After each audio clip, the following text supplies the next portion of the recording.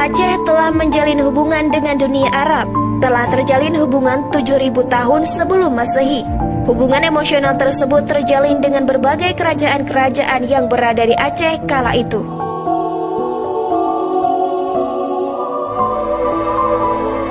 Ada beberapa hal yang bisa dibuktikan secara otentik, bahwasanya kerajaan Aceh telah lebih duluan menjalin kerjasama dengan dunia Arab, yaitu pada zaman dulu orang-orang Arab mengambil kapur barus dari Aceh.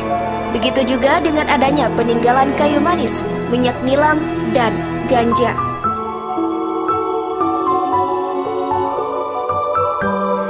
Presiden HB Corp Jakarta, Dr. Hilmi Bakar menjelaskan, pada saat lahirnya kerajaan Islam pertama di Nusantara yang dikenal dengan Raja Jempa atau Sultan Jempa di Kabupaten Biren pada tahun 760-an Masehi dengan nama aslinya Abdullah bin Hasan Musanna, merupakan sebagai cicit Nabi Muhammad.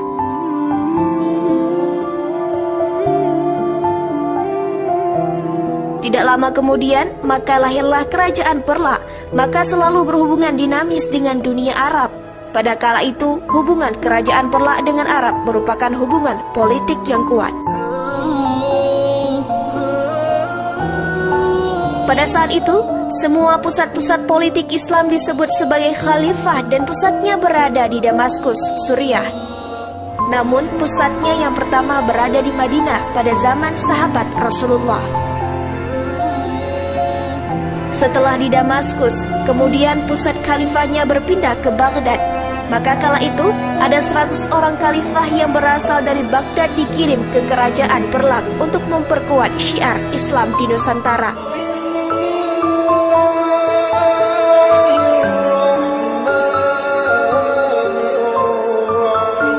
Waktu itu kerajaan Perlak merupakan sebagai bagian dari khalifah di Baghdad, sehingga mereka mengirim orang-orang ke daerah itu untuk memperkuat syiar Islam di Nusantara.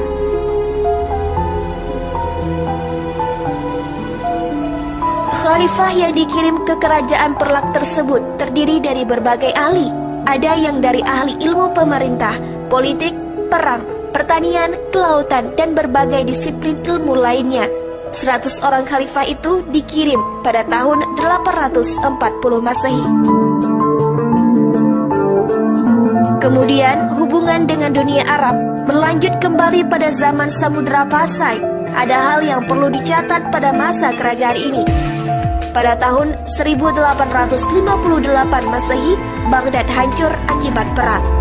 Maka pusat khalifah Islamiyah dipindahkan sementara ke kerajaan Pasai pada zaman Sultan Malikus Saleh, sehingga hubungan baik dengan Aceh terus terjalin dalam setiap fase pemimpin kerajaan. Sehingga pada saat lahirnya kerajaan Aceh pada tahun 1507, bahkan pada saat pengangkatan raja-raja, maka berhubungan terus dengan Mekah. Sampai pada zaman kejayaannya pada tahun 1630-an. Kala itu, Iskandar Muda selalu mengirim bantuan ke Mekah karena kondisinya masih miskin pada saat itu.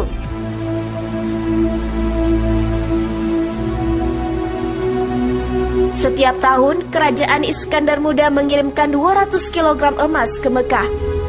Sehingga bantuan yang diberikan tersebut terus turun-temurun sampai kepada anak cucunya dan tidak pernah berhenti mengirimkan bantuan.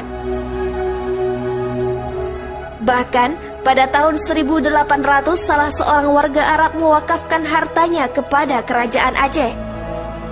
Sehingga kerajaan orang Aceh yang menunaikan ibadah haji akan mendapatkan 1 orang 5 juta atas harta yang telah diwakafkan oleh Habib Buga.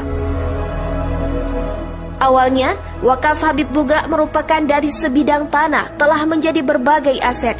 Di antaranya adalah Hotel Jihad dan Menara Jihad setinggi 28 tingkat yang mampu menampung 7.000 orang. Dari biaya sewa itu, maka warga Aceh memperoleh hak di saat naik haji.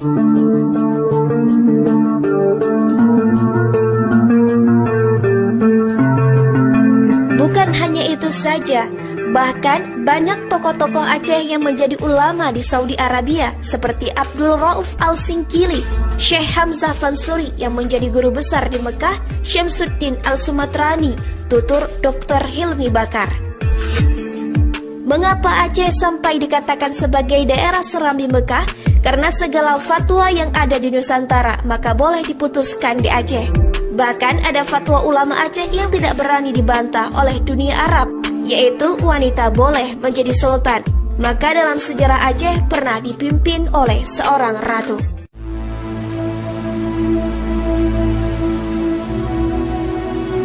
Bahkan pada saat tsunami melanda Aceh pada tahun 2004 lalu, maka Arab Saudi banyak sekali memberikan bantuan kepada Provinsi Aceh, baik pada sektor pendidikan, perumahan, korban tsunami, dan lainnya. Untuk pembangunan Masjid Raya Baitur Rahman Banda Aceh rusak akibat tsunami, maka pemerintah Arab Saudi memberikan bantuan sebesar 10 miliar. Bantuan kepada kampus UIN Ar-Raniri sebesar 350 miliar. Pembangunan rumah sakit Universitas Syiah Kuala sebesar 2 juta USD. Pembangunan rumah tsunami dan seorang warga Arab memberikan bantuan cash sebesar 100 miliar. Usai 1 minggu setelah tsunami. Bahkan yang terakhir ada yang gagal kerjasama Aceh dengan Arab Saudi, yaitu pembangunan Universitas Islam di Aceh dikarenakan beberapa hal, maka pembangunan kampus itu terhambat. Kami, kontributor Mu'alim TV, sampai jumpa di lain waktu.